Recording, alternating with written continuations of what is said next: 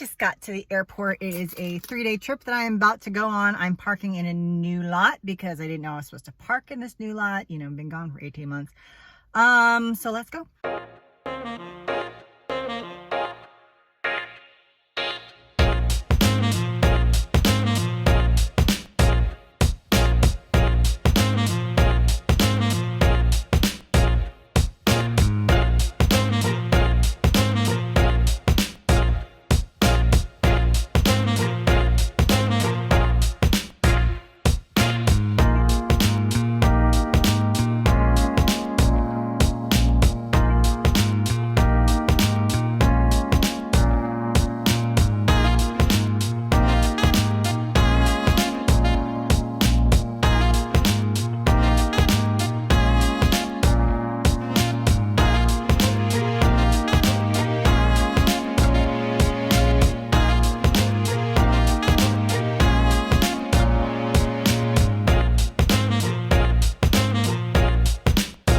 I'm wiped out.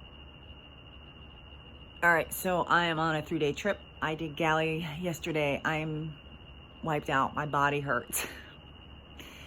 Had some turbulence. The one thing about the jump seats is there's obviously no cushion, and when you have lower back problems and you hit the runway, it kind of compresses your back. So a little bit of pain, have a headache today.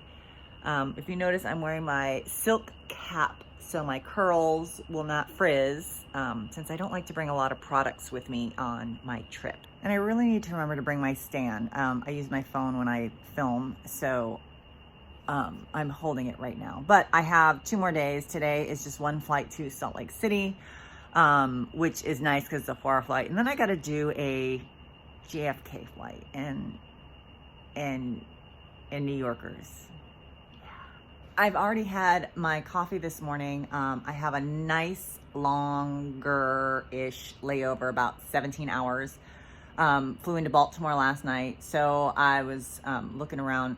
You know, it's kind of overcast here, and again, fighting a headache. There is no pharmacy nearby, no pharmacy, and I need to get some Sudafed. But needless to say, I'm debating whether or not to go out and see the area, but I'm just tired, you know. And sometimes when you are a flight attendant and it's one thing that you want to go and see everything where you've stayed. And I've never stayed in Baltimore before. I have, however, lived here. So I have lived here. I've just never stayed here on a layover. And I'd love to go out and explore, but part of me is like, you need to just rest. You just need to take the time to rest. And sometimes you just gotta listen to your body and not be like, oh, I'm here at this place, I need to go out and do something. So sometimes you just gotta listen to what your body is telling you. If it's saying, hey, why don't you just take the day and just relax, order in the food or make your food or whatever you're gonna do, but don't go out and explore. I mean, if you wanna walk around, that's one thing, but sometimes you just gotta slam click. And slam click, as we all know, is those flight attendants that get into their hotel room, they close the door, and that's where they stay the entire time. And that's okay. So sometimes for your mental health, it's best to just kind of like get away from everybody and do things that make you feel better.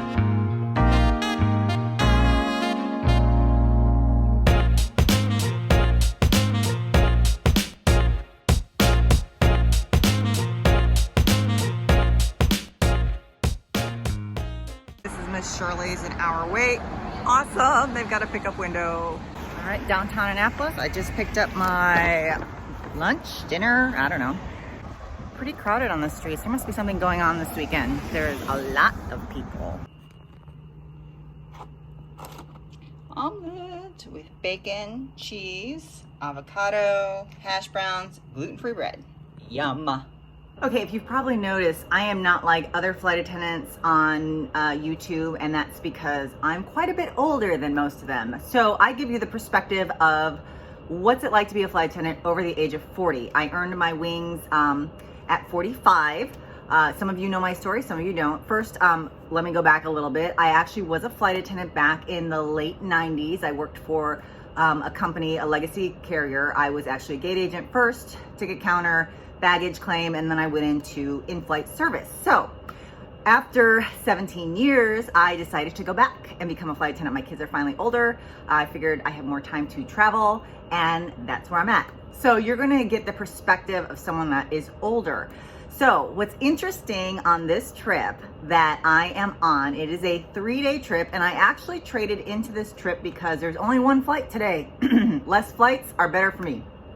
So, especially after working galley last night, I was just exhausted and sore because, you know, I'm over 40, so that's just what's gonna happen. Needless to say, I am the most senior person on this trip. However, what you might not realize is that even though I'm the most senior, I might not necessarily be the most senior in the company. So, interestingly, although I'm the most senior person on the trip, there's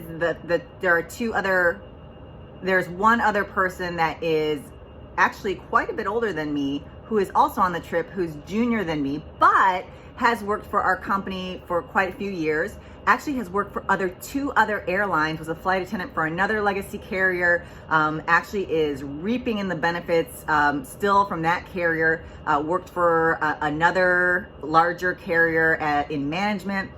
So what's interesting is you will find that the older flight attendants who are junior are actually going to have a lot of experience, sometimes from another airline, sometimes from corporate, sometimes this is their second career. So it's really interesting to see and to meet. So my first impression was, okay, I'm the most junior, which means I'm gonna be working with a bunch of 20-year-olds. Not the case at all.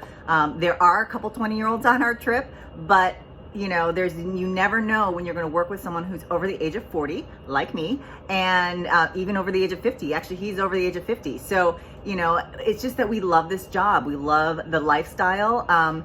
Is it hard on our bodies? Yes, especially when you have to move carts around and you're dealing with turbulence and, you know, your bones creak when you get up in the morning. So it is a little bit different at our age. So I will give you the good, bad, the ugly. And the ugly sometimes is our age kind of shows. But it doesn't mean that you can't do the job. So that's what I love about this job. And like I said, I am right now on a 3-day trip. I go to Salt Lake tonight, just one trip. And then I have a trip to JFK tomorrow and then JFK back to Atlanta. And then I'm done for 4 days. This job is very flexible. I love that I get to visit different cities. Like today, I didn't want to go out. Sorry, I just ate. So everything is like coming up. Like today, I did not feel well when I woke up. And thank goodness I'm a mom and I tend to pack without thinking. And I was telling my husband, oh my gosh, I'm gonna have to find a pharmacy, I'm gonna find Sudafed because it's kind of cloudy and pressure tends to, you know, sinus issues. Turns out I had some because I'm a mom and I pack properly. So I actually have a whole bag of medications. I know, I sound so old, but that's okay. Well, I am on this 3-day trip. I will have 4 days off once I'm done, and I get to spend it with my husband. Actually has to go out of town for work, so I'm home for the school week, and then I work next weekend. And that's really the life of a flight attendant after the age of 40. So if you are one of those people that is interested in becoming a flight attendant after the age of 40, go ahead and follow and subscribe to my channel. I have not been posting very much because I did just come off of 18 months of leave to help the company when they needed to pull back when COVID hit. And right now we need people and we're hiring. Well, that closed. If you've got a language, we're hiring. But right now they're trying to hire a bunch of people because we need the help. We are busy. That's it for today. You'll probably see a little bit more clips of the rest of my trip. Maybe I'll talk later. I don't know.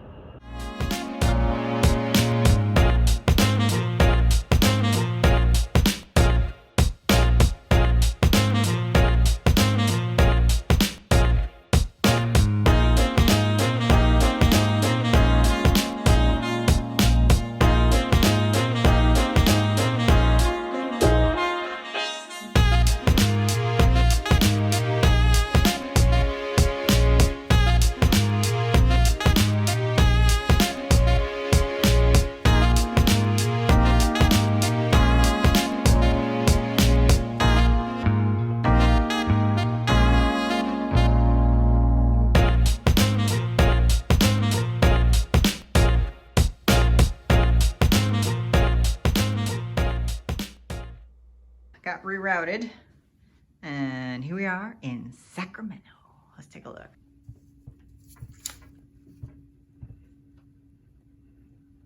I am in Sacramento doing a couple things like putting it in the peephole. We had a reroute today. We were supposed to stay in Salt Lake. We ended up in Sacramento, and now I'm just getting ready for bed. I only have 12 hours. 12 hours. So I'm going to quick take a shower, get in bed, try to calm myself down and go to sleep. See you in the morning. Good morning. I was so tired last night. We got in around 3 o'clock East Coast time. We had gone BWI to Salt Lake City, from Salt Lake City to Sacramento. And so now I have about 3 hours before I have to do my pickup. I do one flight to Salt Lake and then I deadhead home. So let's hope that it stays that way and I actually get to deadhead home, but we'll see. Okay, so I'm the type of girl that I don't really dress up on my layovers, and so, but I get funny looks when I do this. Yeah, it's ugly, but that's okay. Hey, so I was just sitting around. Our flight was delayed. We got rerouted, and then we got rerouted again, and now we had to hurry up and get ready. So I'm about to head out the door. Instead of going to Salt Lake, we're now going to Minneapolis. Things change like that when you're in the airline. That's why you have to be able to be flexible with your schedule. So I thought I was going to be coming in on a red eye in the morning. Now I'm coming back towards the same day. So that's just the life, and now I got to get going. Okay, guys, it has been a day, and I almost don't believe that a nightmare I had came true. Okay, so here is what happened. So on, I think it was Saturday I started this trip. Saturday morning, I woke up startled because I dreamt that I was I was doing a flight and I got off the plane and I was a working flight attendant. And I went to get back on the plane and the plane had left. And I was like, oh no, they left without me. I'm going to get fired. That sort of happened to me. So what happened was we've had a lot of reroutes on this trip, this 3-day trip. It was supposed to be a really easy peasy, fly 2-1-2, which is 2 legs one day, 1 leg, and then 2 legs on the next day. Get home at like 9:30 at night on Monday night. We've had so many reroutes that this last one, we got called into a flight from our layover to Minneapolis, and then we had to deadhead from Minneapolis back to Atlanta. But the problem is boarding started, I was still in the air. So I did not land till 7:36. I'm not allowed to leave the plane until everybody deplanes, which takes about 15-20 minutes. And I got off the plane and had about 9 minutes. And in Minneapolis, the gates were not close together. It's not like I could just jump off and there was the gate. I actually had to go from gate D to gate G, and it was like a mile long, and even using the walkways. And finally I started running towards the end and heavy breathing, and I get there and it pushed it, like the jet bridge was gone. It was pulled back, and I realized, I'm like, oh my gosh, this was my dream. Although I won't get fired for this because it's not my fault that we landed and I only had I didn't even have 15 minutes. I had 5 minutes to get to, maybe 10, I don't know. But it wasn't enough time to get from one end of the airport to the other. So I ended up having to lay over in Minneapolis because that was the last flight to Atlanta. And I've missed flights before, but this time I've never missed a flight that I was deadheading on. So one extra night. I'm going to be flying into my off day, and then I will be back at it next week.